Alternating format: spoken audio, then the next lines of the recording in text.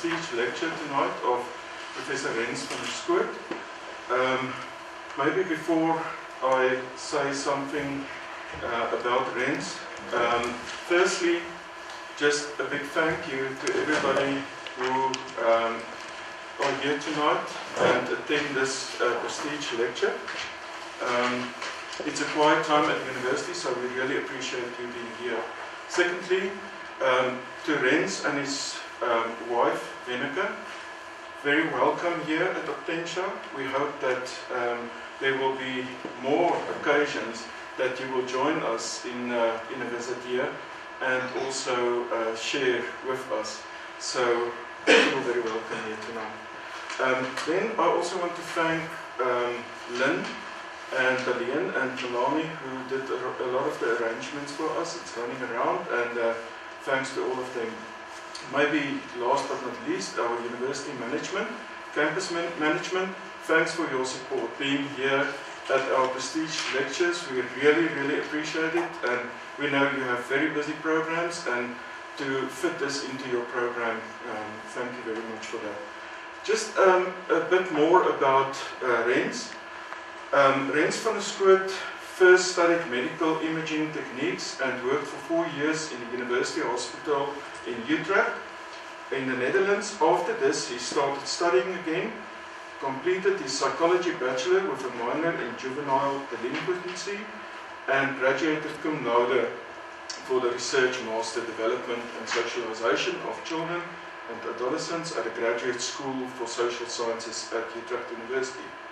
He obtained his PhD, also cum laude, on applying Bayesian statistics to real-life data at the Department of Methods and Statistics. During his PhD, he was chair for the University Board for PhD students, and currently Rens is appointed as assistant professor at Utrecht University and also as an extraordinary professor at our university. He is working on a grant from the Netherlands Organization for Scientific Research on longitudinal Bayesian models for small samples. Besides his research, he is working on projects about the labour market position of PhD students. Also, he collaborates with many researchers from different fields on projects like identity development, delinquency, and post-traumatic stress. Rens is also the president of the Early Researchers Union of the European Association of Development Psychology, and is associate editor of the European Journal of Development Psychology. Now, what Rens means to us here at the university, we can just describe it as a lot. I mean, if you look at his publication record and also his expertise in statistics, a wide range of statistical techniques and methodologies, we benefit a lot already from our extraordinary professor here. So we are glad that you're here, Rens, tonight, and we are also looking forward to your very interesting presentation about the null hypothesis, or not the null hypothesis. That is the question, and very important for us, how to learn something positive from your data. Over to you. Thanks, Rens. And by the way, congratulations on your birthday today.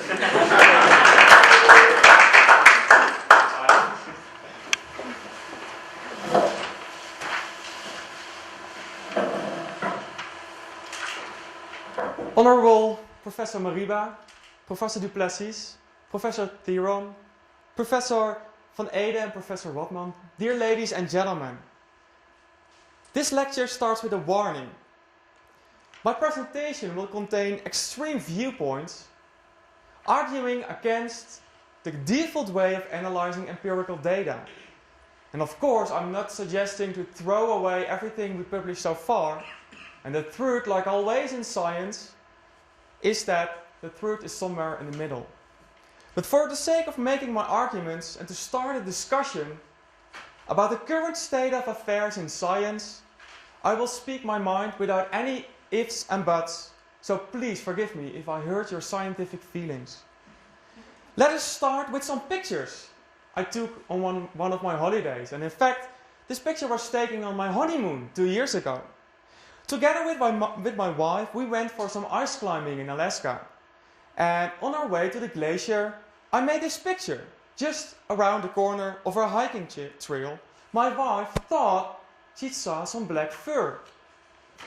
Given that we just learned about the wildlife in Alaska, she wondered if maybe there was a black bear hiding behind the bushes. She said to me, "Well, you're the researcher. Go investigate it." So as a true scientist, I wanted to apply classical null hypothesis testing to answer the research question whether or not a black bear was hiding. I tested the null hypothesis. Nothing is going on. There's no black bear hiding behind the bushes.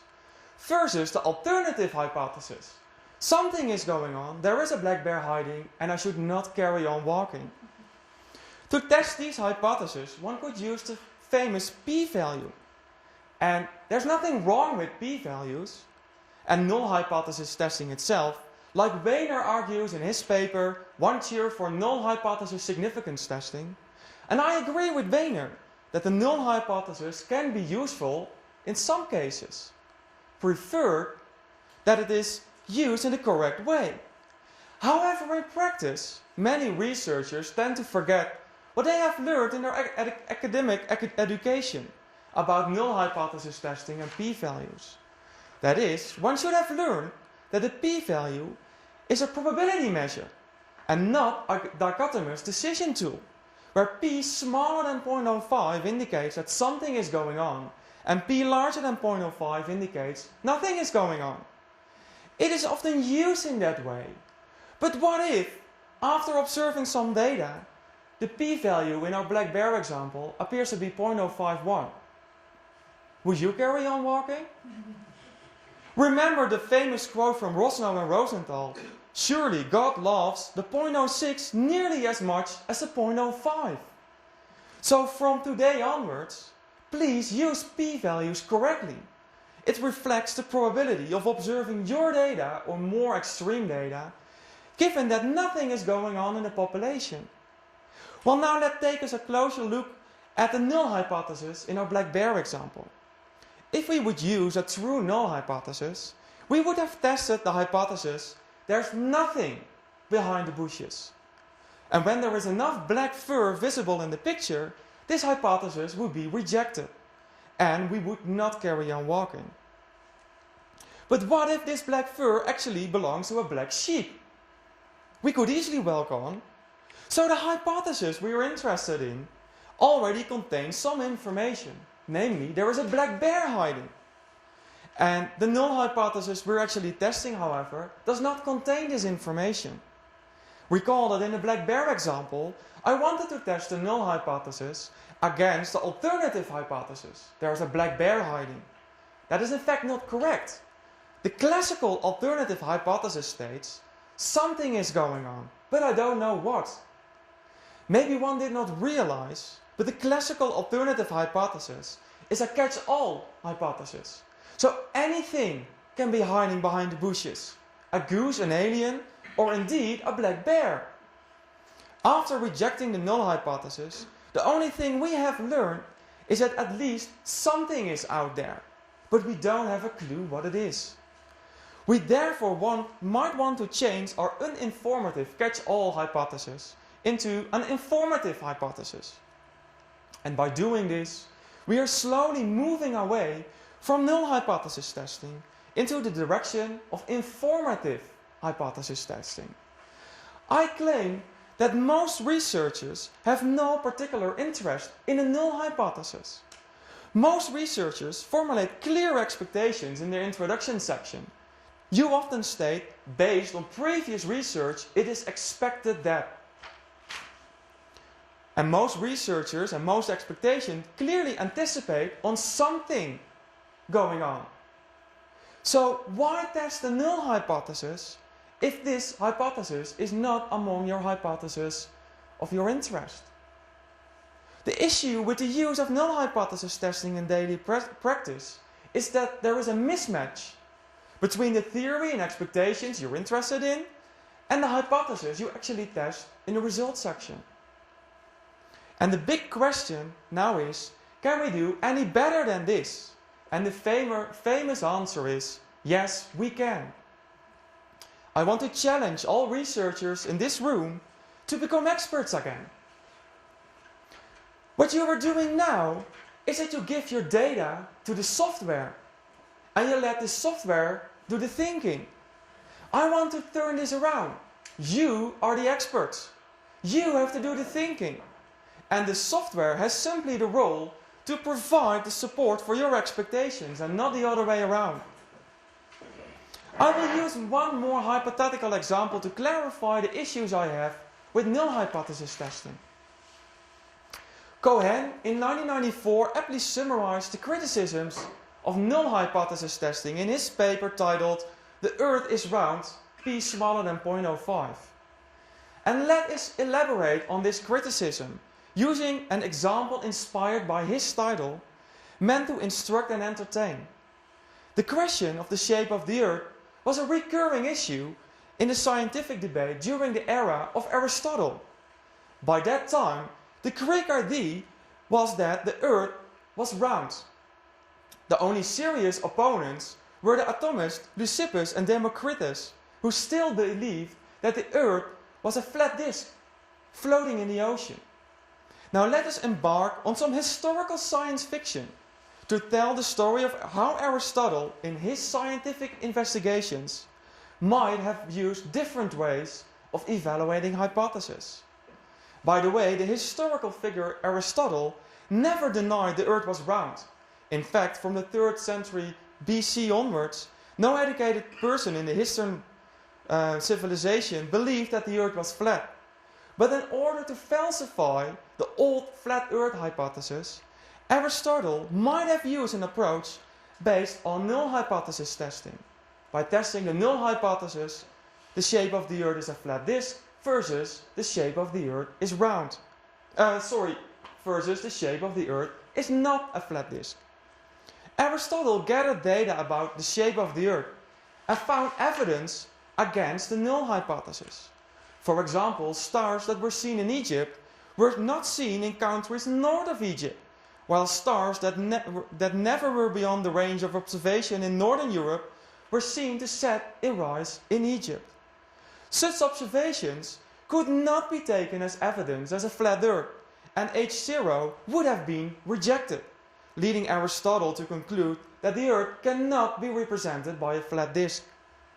In actual fact, Aristotle agreed with Pythagoras, who believed that all astronomical objects have a spherical shape, including the Earth. So once again, embarking on another episode of imaginary history, Aristotle might have tested the shape of the Earth as a sphere versus the shape of the Earth is not a sphere. Now imagine that Aristotle continued his search for data, and that he gathered data yielding evidence against this null hypothesis. For example, while standing on a mountaintop, he noticed that the Earth's surface has many irregularities, and concluded that if enough of such irregularities could be observed, this might provide just enough evidence to reject the null hypothesis. And so, it might have happened that Aristotle once again rejected the null hypothesis, concluding that the Earth is not a sphere. What can be learned from this conclusion? Well, not much. Both hypothesis tests rejected the null hypothesis. And as a next step, following the Neyman-Pearson procedure of hypothesis testing, we could tentatively adopt the alternative hypothesis. This procedure tells us that the Earth cannot be represented by a disk nor a sphere, and consequently we remain ignorant of the Earth's actual shape. Admittedly, not all methodologists would agree here. In response to Aristotle's imagined disappointment, Popper would have argued that this insight is all that Aristotelian science, or any science for that matter, can hope for. Popper would have argued that as there is no way to prove the Earth is round by direct observation, we can only hypothesize that it is the shape of a sphere. Since Aristotle found evidence demonstrating that the Earth is not spherical, this hypothesis is rejected. In fact, according to Popperian reasoning, Aristotle should rejoice in the fact that he now knows that the Earth is not a sphere. What I think Aristotle was actually interested in was evaluating the hypothesis, the shape of the Earth is a flat disk, versus the shape of the Earth is a sphere. In such a direct comparison, the conclusion resulting from confronting these hypotheses with observed data will be more informative. And obviously there is far more evidence in favor of the second hypothesis when compared to the first one. And we learn something positive after all. What does this historical example teach us? Evaluating specific expectations directly provides more useful results than sequentially testing traditional null hypothesis against catch-all rivals. I argue that researchers are often interested in the evaluation of informative hypotheses and already know that the traditional null hypothesis is an unrealistic state of affairs in the population. This presupposes that prior knowledge is available, and if this is not the case, then there is nothing wrong with using null hypothesis testing. In most applied papers, however, prior knowledge is indeed available. In your research papers, you probably introduced one or more theories, and at the end of the introduction section, you formulated specific expectations. And in the results section, it's tested in most papers using null hypothesis testing. But shouldn't we use our prior information then? Well, let's quote James, a famous philosopher. If we humans threw away what we knew yesterday in reasoning about our problems today, we would be below the level of wild animals. We could never know more than we can learn in one day, and education and civilization would be impossible. Thus, I conclude that researchers, that you, are interested in the evaluation of informative hypothesis. Such an hypothesis contains a researcher's specific expectations with respect to the state of affairs in the population of interest. In our black bear example, this is that we have reasons to think that there is a black bear hiding, or in the case of Aristotle, that the Earth is either flat or spherical. Instead of computing p-values, I suggest to compute a degree of support, using, for example, Bayesian procedures. Each hypothesis is then provided with a support measure, indicating the support from the observed data, computed for each hypothesis separately. After taking the prior information into account, for example that there are many black bears in Alaska, and if you have the slightest idea that there might be a black bear around, that you should be very careful. And combining this prior knowledge with the observed data, that is, a faint observation of black fur, we can compare the degree of support for our informative hypothesis. And as a result, there is much more informative or much more support from the data that we should not carry on walking, compared to we should carry on walking. And maybe we want to compare multiple informative hypotheses. For example, is there a black bear hiding versus is there a grizzly bear hiding? Or maybe a mother bear with small children. If there would be a grizzly bear or a mother bear with small children, one should even be more careful. All such comparisons are impossible using null hypothesis testing, but are possible using informative hypothesis testing, especially when combined with Bayesian procedures. Let us return to actual science. Researchers in the behavioral and social sciences have clear expectations that can be expressed in the form of inequality constraints about means or regression coefficients. By the way, there was a black bear hiding in the bushes. Based on previous research, like literature reviews or the current state of academic debate, you can formulate order restrictions. If a researcher, for example, expects 4 means to be ordered, the informative hypothesis might be that mean 1 is larger than the second mean, and the third mean is larger than the fourth mean, etc. I do not want to go into too many technical details today of how such a hypothesis can actually be analyzed, but let us see some real-life data results. Let's analyze some data where Bayesian techniques were used. Erickson theorized that one of the main tasks for adolescents is to develop a coherent sense of identity. Identity formation was captured by the famous identity status model developed by Marcia. Marcia distinguished 4 identity statuses based on the amount of exploration and commitment an adolescent is experiencing. Think back to your own puberty, and one day you woke up and you didn't know who you were. Your identity status would be called diffused. Then you probably started to explore who you were and what your identity was. Some adolescents are even in a state of active exploration, called searching moratorium. Every day you're somebody else. One day you're a skater, the next day you're a punker. But at the end of adolescence, or at least at some point in life, every person reaches a stable, achieved identity. And I guess everyone in this room has reached this final stage of identity development.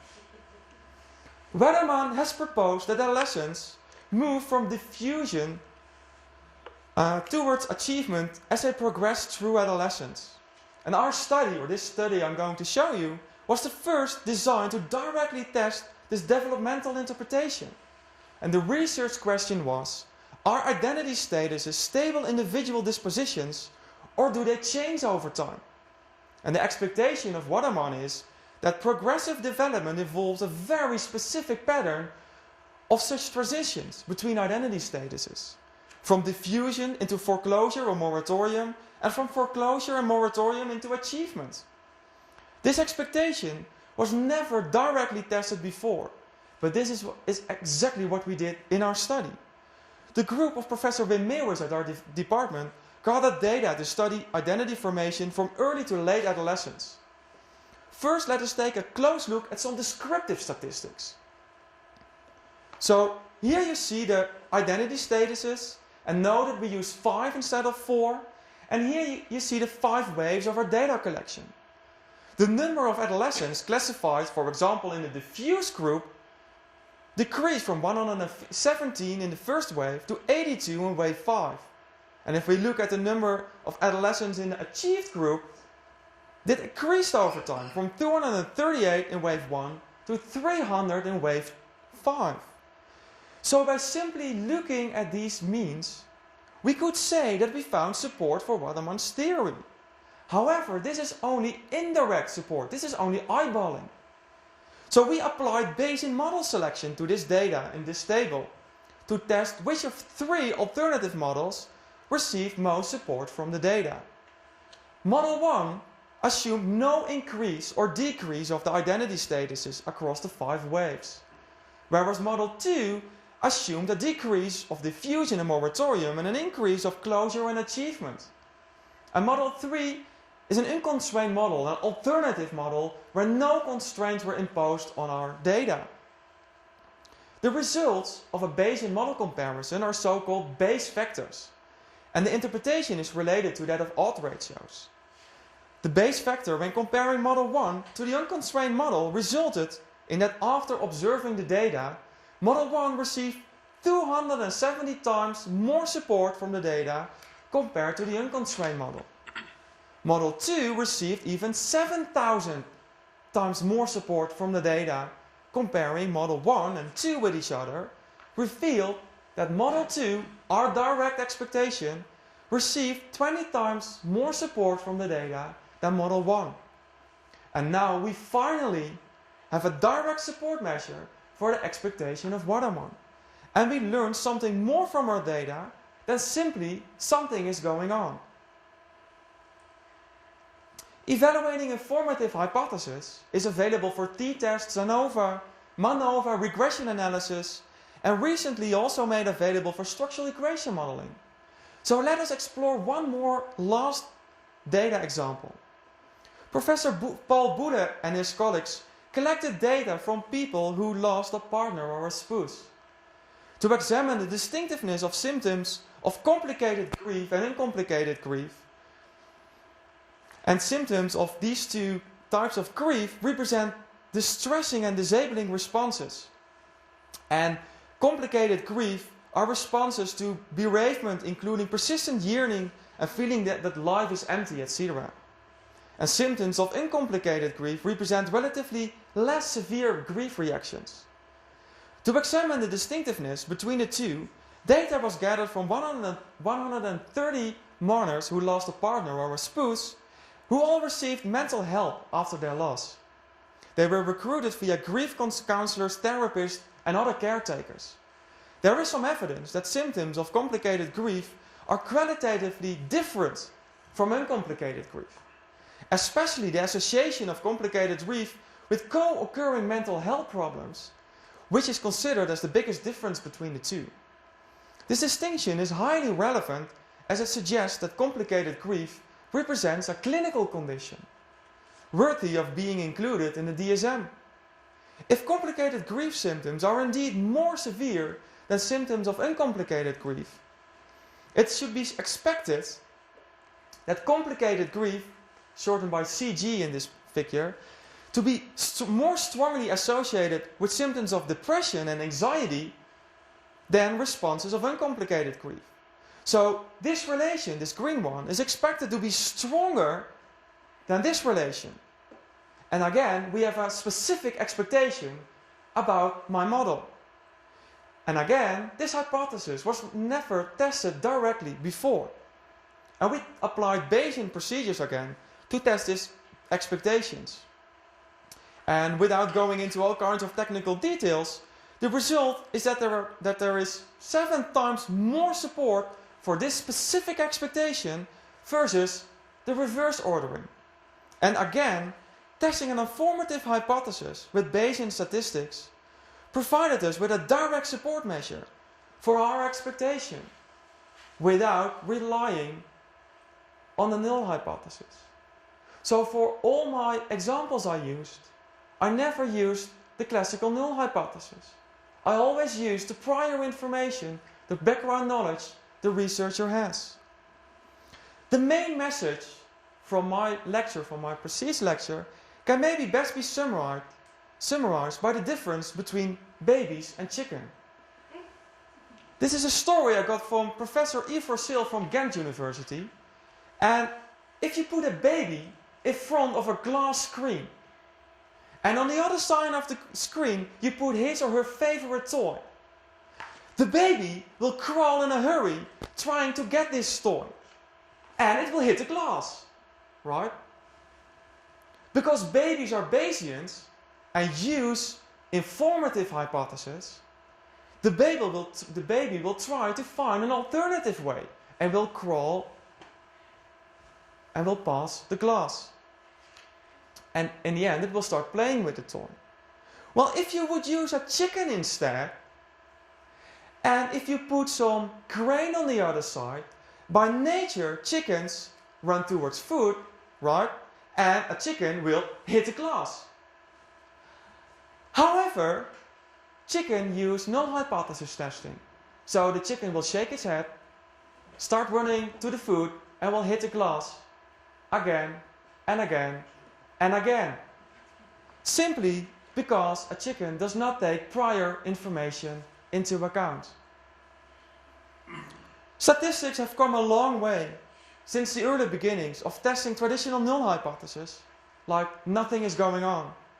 And as stated by Kruske in a recent special issue of Perspectives on Psychological Science, whereas the 20th century was dominated by null hypothesis significance testing, the 21st century is becoming Bayesian. So during my appointment as extraordinary professor at your faculty, I promise you this. First, if a researcher wants to use null hypothesis testing, that's fine by me, of course, as long as they use it in the correct way. I will help these researchers as good as I can to make no errors or interpretation mistakes and get most out of the data, with the goal to increase the quality of the papers written at this faculty. And second, I will challenge the researchers at your faculty to move beyond classical null hypothesis testing and to use state-of-the-art features to explore strange new worlds, to seek out new ideas, new research questions, and to boldly go where no researcher has gone before, to learn something positive from your data. I want to thank you for your attention and enjoy analyzing your data.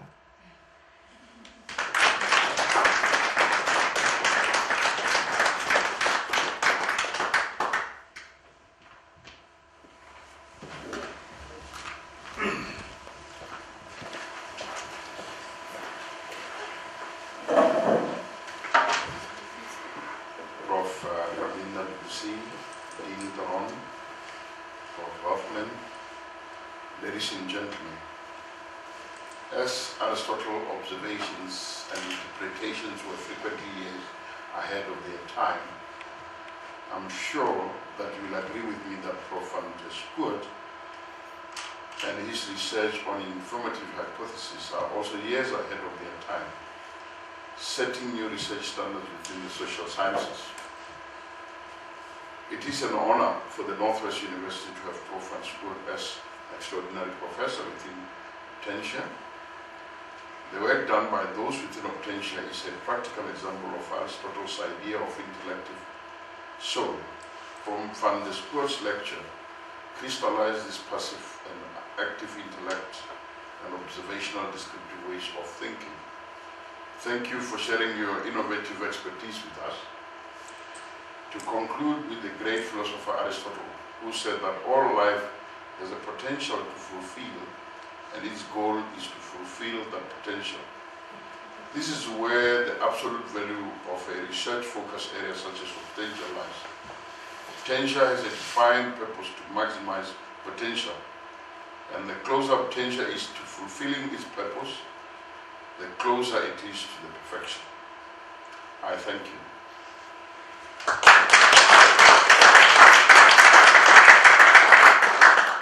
Now give me great pleasure to call Grants forward so that I can give you a certificate in recognition of your association with this institution.